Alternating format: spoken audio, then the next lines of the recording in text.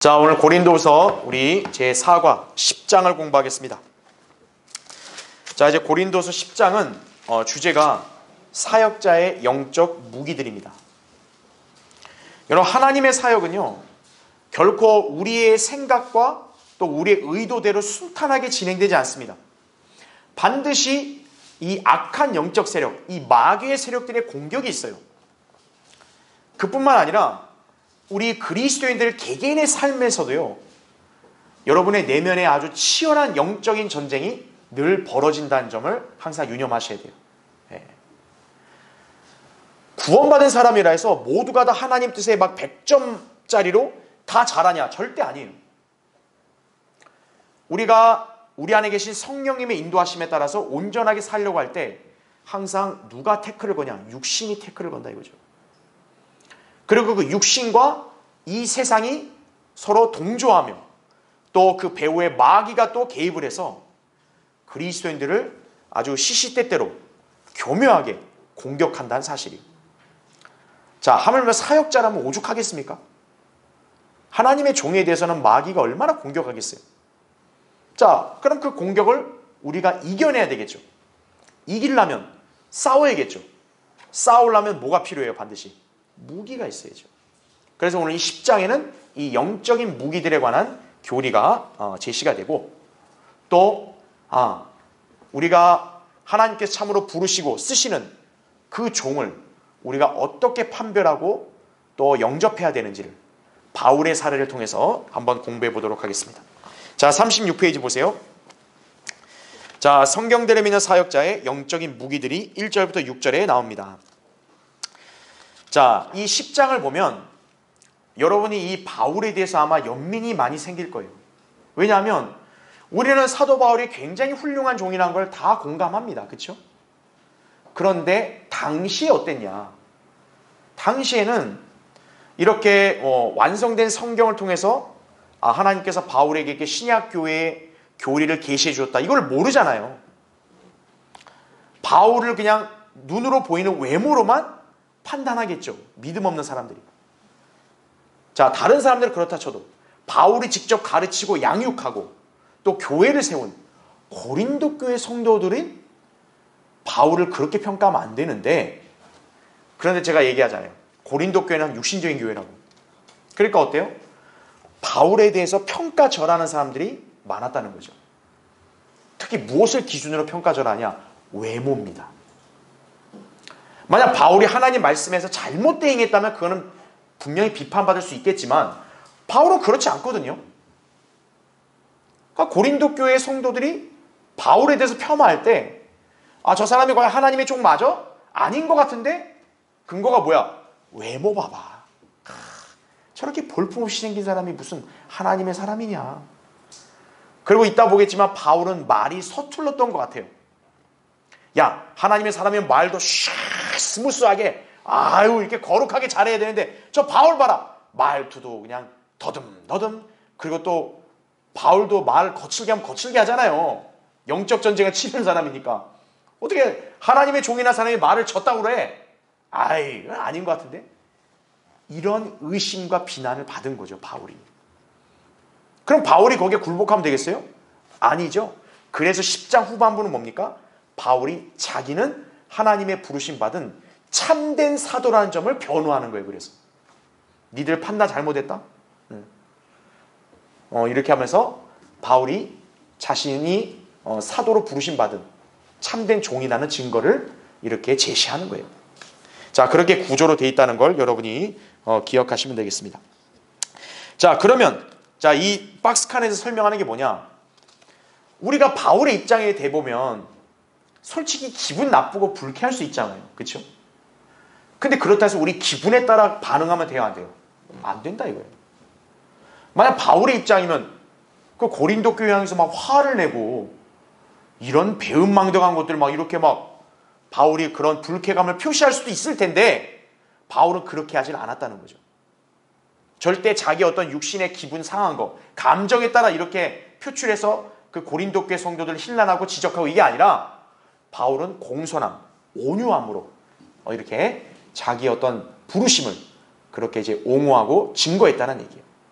자, 사역자는, 자, 여러분도 마찬가지예요. 그리스도인은 어떠한 영적인 어떠한 미묘한 대립과 갈등과 그 외에 어떤 여러 가지 일들이 펼쳐졌을 때 절대 육신적으로 반응을 하면 안 돼요. 예. 그러면 어떻게 됩니까? 마귀에게 틈을 주는 거예요. 예. 바울의 경우를 통해 교훈을 받아야 되는 거예요. 바울의 입장이면 진짜 다그칠 수도 있는 건데 그러지 않았다는 거죠. 바울은 오히려 공손하고 온유하게 그들의 잘못을 지적하고 바로잡은 것이에요.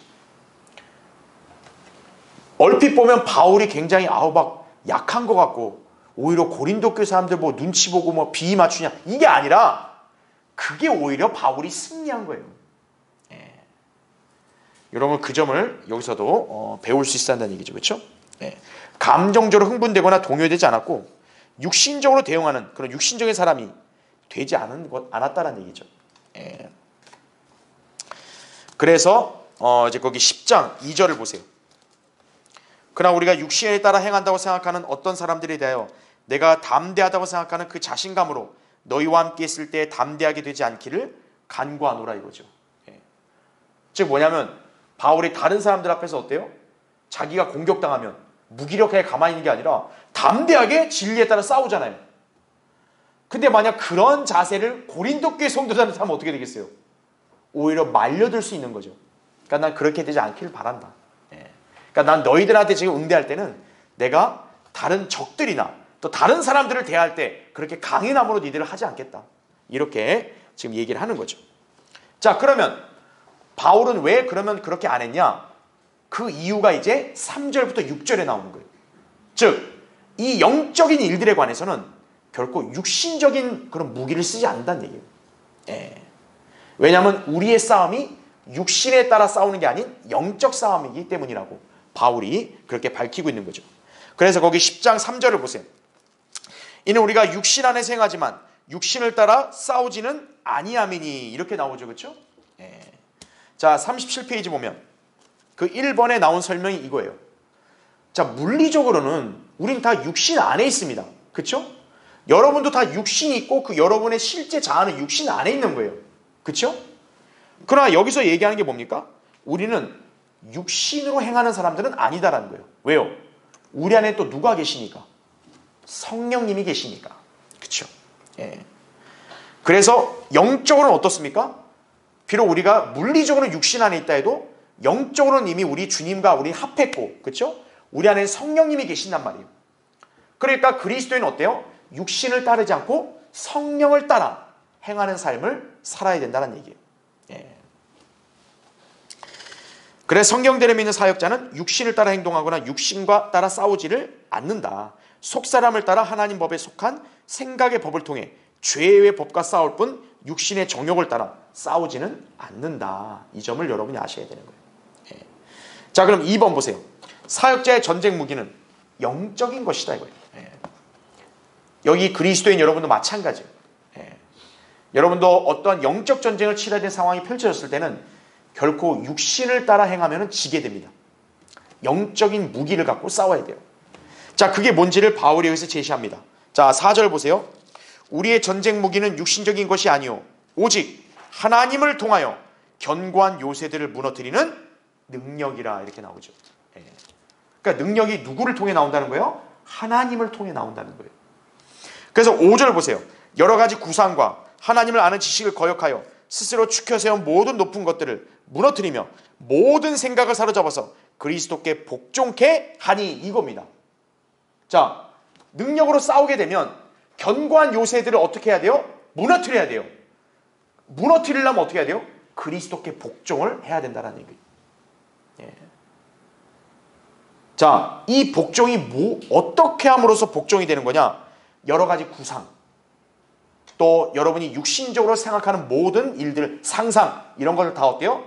무너뜨리고 여러분 오직 예수 그리스도 그분의 말씀에 복종을 하는 것이에요.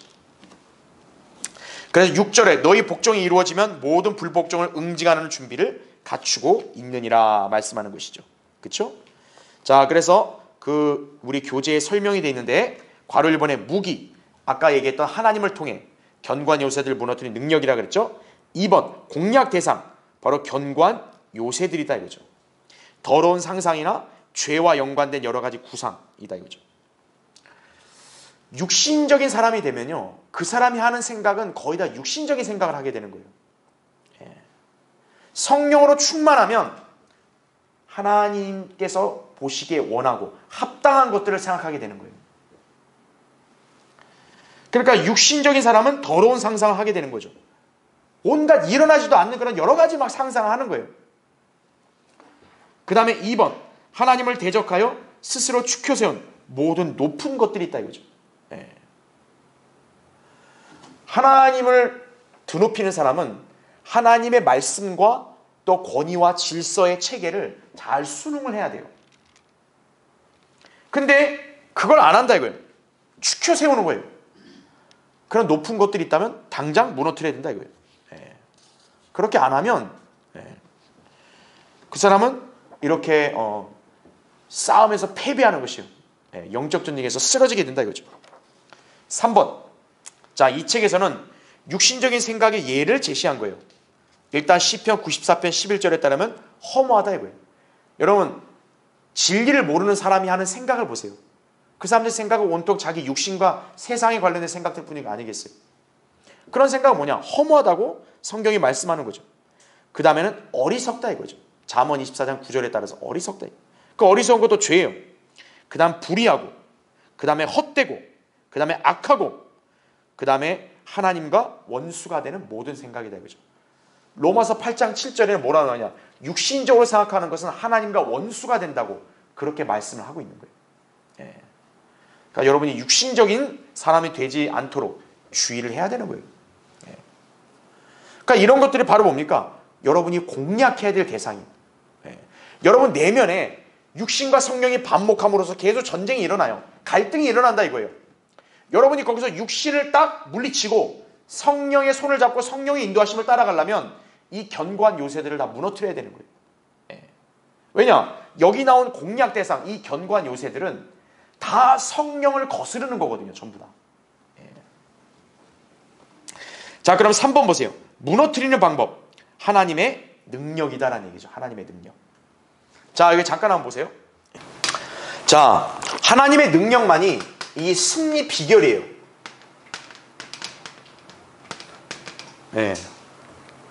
하나님의 능력을 힘입지 않으면 절대 여러분 영적 전쟁에서 이길 수가 없습니다. 이렇게 교회가 치르는 영적 전쟁, 또 가정이 치르는 영적 전쟁, 여러분 개개인, 여러분의 내면에서 일어난 영적 전쟁, 이런 죄와의 싸움에서 이기려면 여러분 하나님의 능력을 힘입어야 돼요. 자, 성경적으로 하나님의 능력을 어디서 나오냐? 첫째, 말씀이다 이거죠. 말씀. 그 말씀을 뭐라고 얘기해요? 성령의 칼. 이렇게 묘사한다 이거죠. 무기는 말 그대로 적을 쳐야 될 거 아니겠어요? 적을 치는 것은 말씀이에요. 그러니까 여러분이 말씀에 익숙한 사람이 돼야 돼요. 여러분이 말씀과 이렇게 무관하게 살면 어떻게 돼요? 어색해지는 거예요, 말씀이. 그러니까 말씀이 어색한 사람은 어떤 거예요? 이 하나님의 능력을 자기가 힘입을 수가 없는 거예요. 적이 공격해오고 내 안에서 뭔가 하나님을 섬기는 걸 방해하는 일들이 떠오르는데 그걸 이겨내지를 못해요. 두 번째, 기도입니다. 기도. 그래서 기도에 대한 것도 에베소 6장 18절에 나오죠. 깨어있으라 하죠. 깨어있으라. 이 기도는 바로 깨어있는 거예요.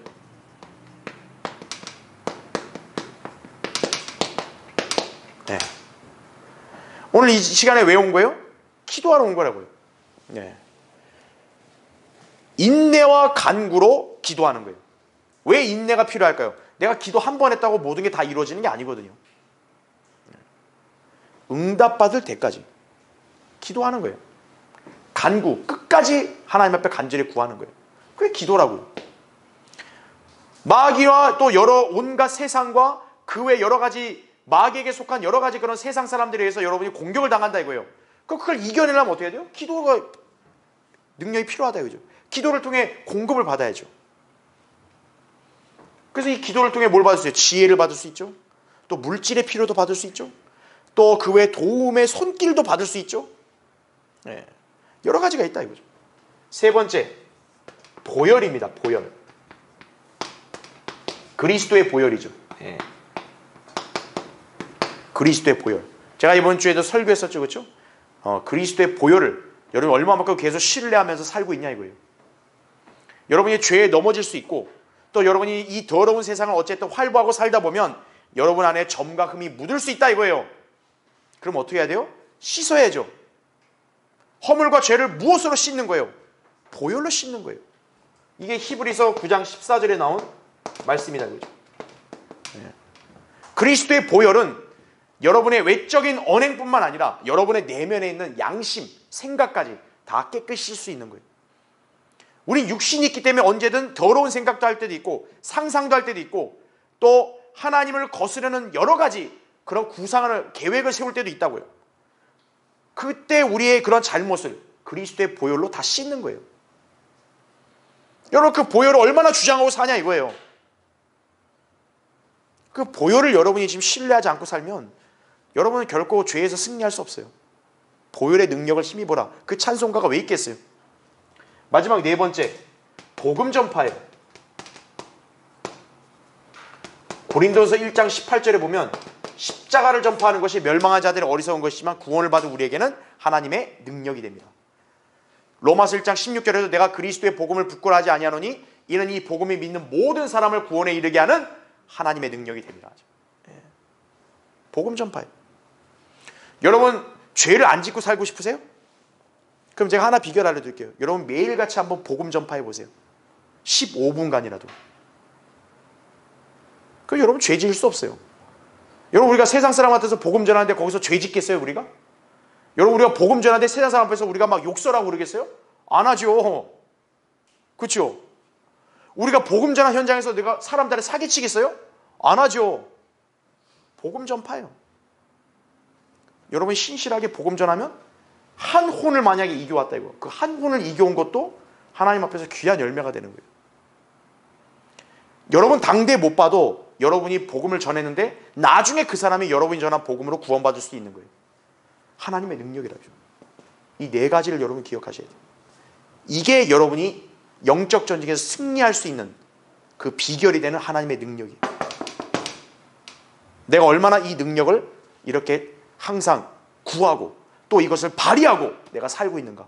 그걸 점검해 보면 여러분은 지금 현재 생활 속에서 내가 얼마만큼 승리하고 있는지 아니면 내가 지금 패배하고 있는지를 여러분이 가늠할 수 있는 거예요. 예, 그걸 꼭 잘 기억하시기 바랍니다. 자, 그래서 37페이지 맨 밑에 박스 칸에도 그래서 이런 영적 무기들을 통해서 여러분의 모든 생각을 사로잡아 예수 그리스도께 복종시켜야 하는 것이. 예. 그러면 끝나는 거예요. 그러면 아무리 마귀가 찝적대도 여러분을 넘어뜨릴 수 없는 거예요. 예. 언제 넘어지냐? 내가 틈을 보일 때 넘어지는 거예요. 예. 그 틈을 주면 안 된다고요. 그렇죠? 자, 38페이지요. 자, 이번에는 7절부터 18절. 자신의 사도적 권위를 변호하는 바울이다 이거죠. 자, 이거는 이제 밑에 글을 읽어볼게요. 38페이지 밑에 고린도 교회 성도들 대부분은 사도 바울을 의로운 판단, 곧 하나님의 말씀에 따른 판단이 아니라 외모로 판단을 했는데 그 결과 바울의 사도직은 물론 구원까지도 의심하고 혹평을 했다는 거죠. 7절. 여러분 이거 지금 우리 입장에서 보면 진짜 이거 얼마나 어이가 없잖아요. 아니 2000년 교회 시대 가장 위대한 사도를 갖다가 구원까지 의심을 해요? 더군다나 자기들에게 복음을 전하고 자기들을 가르친 사도인데 그러면 바울의 구원이 의심스러우면 그럼 자기들은 뭐예요? 자기들은 그걸 바울을 통해 전달받은 자기들은 뭐냐고요? 그 여러분 알아야 될 게 뭡니까? 이렇게 육신적인 사람은 겉모습, 그 다음에 외적인 거 이런 걸로만 판단하려고 하니까 넘어지는 거예요. 그러니까 영적 분별력도 없고 진리에 무지한 저 세상에 속한 대다수의 사람들은 성경대로 믿는 교회와 신실한 성도들 바른 말씀의 진가를 모르는 거예요. 그래서요. 왜? 외모로 볼 때는 별로 이렇게 매력이 없거든요. 뭐 교회 건물도 있고 뭐 이렇게 조그만 데 있고 뭐 사람들도 내가 보니까 상태가 아예 뭐 이게 세상에서 잘난 것 같지도 않고. 예? 뭐 이런 교회에 뭐 이게 뭐 하나님의 능력이 있겠어? 이게 세상의 관점이에요. 그러니까 그런 세상에다 비유를 맞추려고 하는 저 엉터리 교회들이 그래서 어떻게 하는 거예요? 교회 건물을 웅장하게 지으려는 거예요. 웅장하게. 왜? 그렇게 과시해야 사람들이 호감을 갖고 교회로 사람들을 데려오기가 쉽지 않겠느냐 이거죠. 그걸 여러분이 아셔야 됩니다. 그래서 지금 이 영적 분별력이 결여된 이 고린도 교회 성도들도 지금 엄청난 우를 범하고 있는 거예요. 자기들에게 복음을 전하고 자기들을 가르친 사도를 갖다가 사도가 아니다. 아니 혹시 구원도 안 받은 거 아니야? 이렇게까지 혹평을 하니, 그렇죠? 여러분 바울의 입장이면 그거 속 터지지 않겠어요? 자, 밑에 달라 보세요. 지금 고린도 교회 안에서 일어나고 있는 문제는 바울을 싫어하고 대적하는 자들이 교회 안에서 영향력을 행사하는 가운데 계속 바울을 깎아내리고 있다는 점이다 이거예요. 이거 주의하셔야 됩니다. 예. 지금 뭐냐면 이 바울을 폄하하는 사람들의 특징이 뭐냐? 시기인 거죠. 바울이 영향력이 좋네. 예. 아, 내가 부각이 돼야 되는데 이게 바울의 영향력이 훨씬 좋네. 그러니까 바울을 깎아내리는 거예요. 그렇게 함으로써 고린도 교회 성도들이 바울의 사도적 권위에 대해서 신뢰하지 못하도록 만들었다는 얘기죠. 예. 자, 그러면 바울은 정말로 육신 그 모든 자체가 진짜 볼품이 없는 사람이냐? 그렇지가 않습니다. 바울은 분명히 능력 있는 사람이에요. 능력이 없는데 어떻게 사도가 돼요? 능력이 있다고요. 자, 그러면 바울은 어떤 능력이 있는지를 여기서 이제 언급이 되는데 거기 10장 9절 보세요. 이는 내가 마치 편지들로 너희를 놀라게 하는 것처럼 보이지 아니하려는 것이라. 그들이 말하기를, 그러니까 이제 바울이 얘기한 게 아니고 거기 소위 이게 바울을 폄하하는 사람들이 자기들끼리 말하는 거예요. 그의 편지들은 무게가 있고 힘이 있지만 직접 대할 때는 약하고 그 언변도 하찮다고 하기 때문이라 이거죠.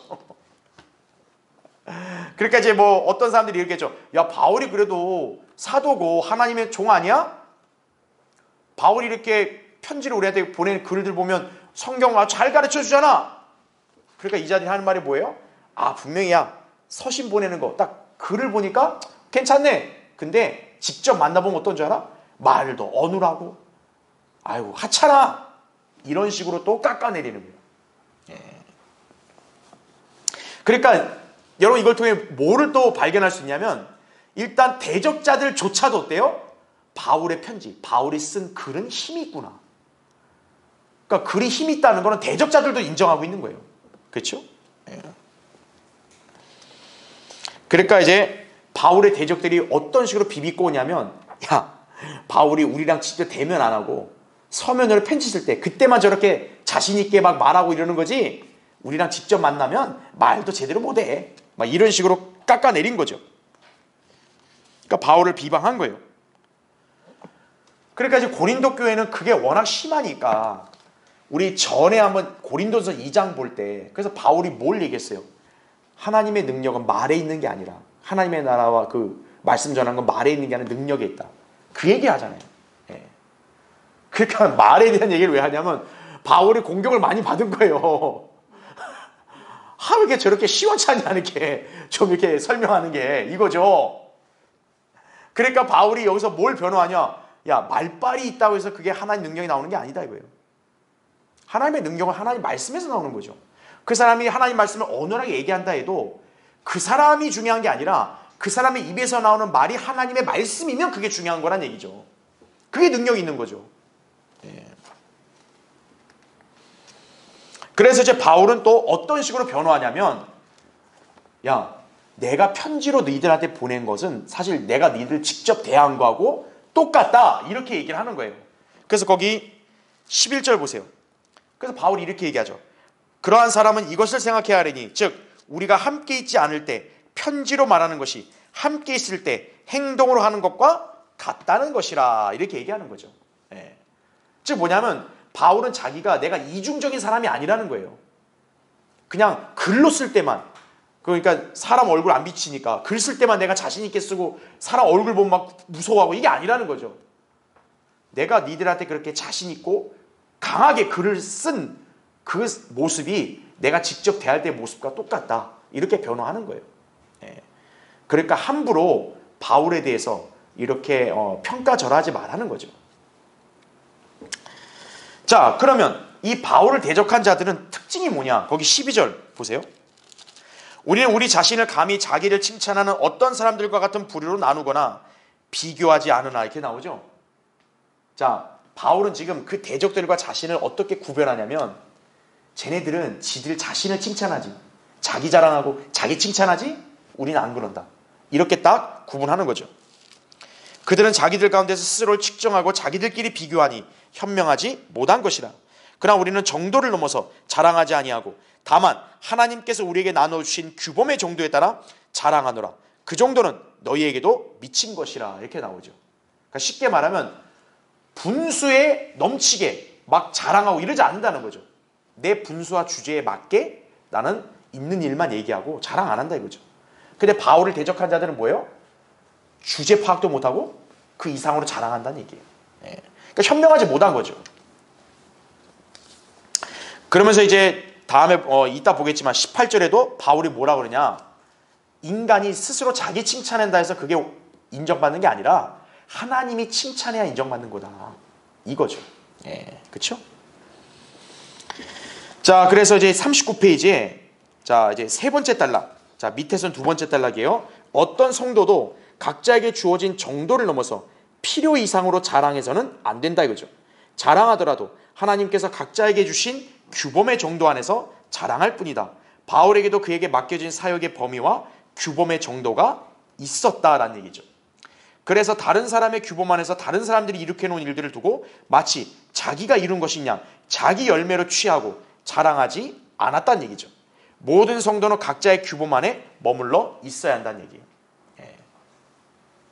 즉 하나님께서는 사역자뿐만 아니라 성도들 각인에게도 딱 그 사람에게 허락하신 범주가 있고 그 사람에게 맡겨주신 일이 있고 또 그 사람을 통해서 역사하신 일도 있는데 그럼 우린 그것만 놓고 하나님을 자랑해야 돼요. 근데 그거를 막 필요 이상으로 과장하는 거죠. 마치 자기가 막 대단한 사람이기 때문에 내가 이런 걸 했다는 식으로. 예. 그게 바로 규범을 벗어난 사람인 거예요. 그러니까 바울을 대적하는 자들의 특징이 그건 거예요. 하나님의 종을 대적하는 자들의 특징이 항상 뭐냐? 분수에 지나치게 자기를 높이는 사람이에요. 그러니까 그런 사람들은 어떤 거예요? 바울이나 사역자들이 우습게 보이는 거죠. 아니, 저 사람은 저 정도밖에 안 되는데. 아, 나는 하나님께로부터 막 이런 걸 응답받았고 막 나는 하나님으로부터 막 이렇게 하는 사람이고 하나님 앞에서 난 이런 존재고 그게 바로 규범을 벗어난 거죠.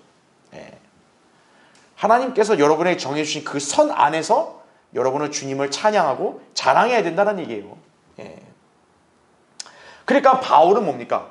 자기가 왜 내가 하나님으로부터 부르심 받은 사도냐? 바울은 그 고린도 교회 성도들 앞에서 자기를 어필하려고 하지 않았다는 거죠. 즉 뭐냐면 자기가 의심을 받잖아요. 사도인지 아닌지. 그럼 일반적으로 사람은 어때요? 내가 진짜라면 어때요? 그 진짜라는 걸 입증하려고 내 모든 걸 다 막 어필할 거 아니겠어요. 그렇죠? 그러다 보면 어떤 식으로 가냐? 좀 과장이 나오기도 하고 허풍이 나오기도 하고 필요 이상의 자기에 해당 안 되는 것까지도 마치 자기가 한 것처럼 그렇게 말하는 경우도 있을 수 있는 거죠. 사람이면. 근데 바울은 어떻다는 거예요? 그렇지 않았다는 거죠. 그러니까 바울은 오히려 자기 어필을 잘 안 했기 때문에 그 육신적인 사람들이 볼 때는 어때요? 바울이란 인간의 진가를 모르는 거죠. 그러니까 그냥 자기들의 그냥 생각, 판단, 사고로만 하는 거예요. 저 사람 뭐지? 진짜 하나님 종 맞아? 그럼 바울이 만약 육신적이고 좀 간교한 사람이면 막 엄청 자기 자랑했을 거 아니에요. 야, 내가 소아시아 교회를 돌아다니면서 몇 개 교회를 세웠고 내가 뭘 했고 막 내가 기적을 어떻게 했고. 만약 바울이 그렇게 자기 자랑했다면 그 대적자들은 할 말이 없었을 거예요. 그래, 저 정도면 뭐 하나님이 쓰셨겠지. 이렇게 했을 거예요. 근데 바울은 그렇게 안 했잖아요. 그러니까 그렇게 안 하니까 어떤 거예요? 분별력이 없는 사람들은 바울의 진가를 못 알아보는 거죠. 그러니까 바울을 깎아내리고 자기가 저 사람이 사도면 야, 나는 더 대단하네? 막 이런 식으로 자기 자신이 높아지는 거예요. 자, 그래서 이제 바울은 여기서 나는 필요 이상으로 자랑하지 않았고 나는 정도에 맞게 했다. 근데 바울이 고린도 교회 안에서는 자기 정도에 맞게 자랑할 수 있는 거예요. 왜? 고린도 교회는 자기가 직접 구령하고 양육했으니까. 그 고린도 교회 사역을 하나님이 바울에게 맡겼잖아요. 그러니까 바울은 고린도 교회에 대해서는 자랑할 수 있는 거예요. 그렇죠? 자, 그 점을 얘기했다는 점 여러분이 기억하시면 되겠습니다. 자, 그래서 바울에게 한 가지 그들에게 반한 희망이 있었다. 그게 이제 15절이에요. 15절 보세요. 우린 다른 사람들의 수고한 것으로 우리의 정도를 넘어서 자랑하지 아니하나 다만 우리가 희망을 가지면 너희 믿음이 자라나서 우리의 규범에 따라 너희 가운데서 우리의 영역이 크게 확장되리라는 것이니 너희의 영역을 넘어서 복음을 전하려는 것이지 다른 사람의 규범 안에서 이미 이룩해 놓은 것으로 자랑하라는 것은 아니니라. 이렇게 말을 하고 있죠. 그렇죠? 예. 그러니까 쉽게 말하면 뭡니까? 바울은 하나님이 자기에게 맡겨준 정도에 막 지나치게 자기가 이렇게 뭐 월권하거나 이렇게 나서진 않지만 고린도 교회 안에서는 너희들을 맡겨주셨고 또 이 고린도 이 교회가 있는 그 지방이 크잖아요. 거기 사람들에게도 복음을 더 전하고 싶겠죠. 그렇죠? 그래서 바울이 복음을 전해서 그 고린도 지방에 사는 다른 구원받지 않은 사람들이 구원받게 되면 그게 또 바울의 열매 아니겠어요? 그럼 바울의 사역의 영역이 더 확장이 되겠죠. 바울은 그걸 원했던 거죠. 내가 원하는 건 그거지. 뭐 니들 앞에서 내가 막 허풍 떨고 자랑하고 이게 아니라는 거죠. 그래서 내가 너희들한테만 복음 전하고 가르치고 이게 아니라 너희들뿐만 아닌 너희들 지방에 같이 사는 저 구원받지 않은 사람들 내가 저 사람들에게까지도 복음을 전해서 저들도 가르치고 양육하고 싶다. 그게 내 희망사항이지 그 외에 내가 무슨 뭐 너희들 때문에 뭘 자랑하고 이게 아니다. 이제 이걸 얘기하는 거죠. 그러니까 이제 고린도 지방 거기를 이제 아카야 지방을 넘어서 이제 어디냐 로마 스페인까지 가서 마음껏 복음을 전하려 했던 것이라는 거죠. 그래서 바울이 이제 그 소아시아 지역 유럽에서 이제 그리스까지 다 갔잖아요. 거기서 이제 뭐냐 내가 로마 그리고 저 스페인까지 나는 복음을 전하고 싶다는 열망이 있었던 거죠. 바울은. 그러니까 내가 너희들 안에만 머무는 게 아니고 난 더 나아가서 하고 싶다. 그걸 희망을 얘기한 거예요. 그 실제 바울의 희망은 이루어졌죠. 그래서 그 로마서 기록을 이제 근거로 따져본다면 사도행전과 로마서를 비교해 보면은 바울이 스페인까지 이제 복음 전하러 갈 것이라는 계획을 밝혔고 실제로 갔을 거라고 우리는 생각하는 거죠. 거기에 뭐 더 나가서 영국까지 갔을 거라고 우리는 추측을 합니다. 왜냐하면 영국도 기독교 신앙이 초기에 많이 미쳤거든요. 영향이. 바울이 아니면 뭐 누가 거기를 씨를 뿌렸겠어요. 그래서 뭐 그렇게 우리가 추측을 합니다. 자, 어쨌든 여기서 바울의 열망은 뭡니까? 고린도 니들만 내가 데리고 이게 하는 게 아니고 나는 더 다른 지역까지 복음 전파를 확장하고 싶다. 그런 희망을 얘기한 것이. 그러나 중요한 건 뭡니까? 이러한 사역은 누가 결정하시는 거예요? 하나님이 하는 거죠. 바울이 하고 싶다. 내가 할 거야. 자기 마음대로 할 수 있는 게 아니라 하나님이 허락하셔야죠. 그렇죠? 예. 그러니까 어떤 거예요? 그 어떤 사역자도 자기가 대단하다고 자랑할 수 있다 없다? 없는 거예요. 왜요? 그 사역의 범위와 정도는 누가 정해준 거니까? 하나님이 정해준 것일까? 그래서 17절 보세요. 그래서 바울이 뭐라고 얘기합니까? 자랑하는 자는 누굴 자랑하라? 주를 자랑하라고 그렇게 말을 하고 있는 거죠. 그래서 18절 이는 스스로 칭찬하는 사람이 인정을 받는 것이 아니요 주께서 칭찬하시는 사람이 인정을 받기 때문이라 이거죠. 그러니까 여러분은 어떤 사람이 돼야 돼요? 사람에게 칭찬받는 거 그거를 너무 이렇게 신경 쓰지 마시고 하나님께 칭찬받는 그런 자녀가 되려고 노력하세요. 예. 그런 사람이 나중에 주님 앞에 갔을 때 그런 믿음의 생활을 인정받게 되고 또 주님과 함께한 영광에 동참하게 된다. 그걸 기억하시기 바랍니다.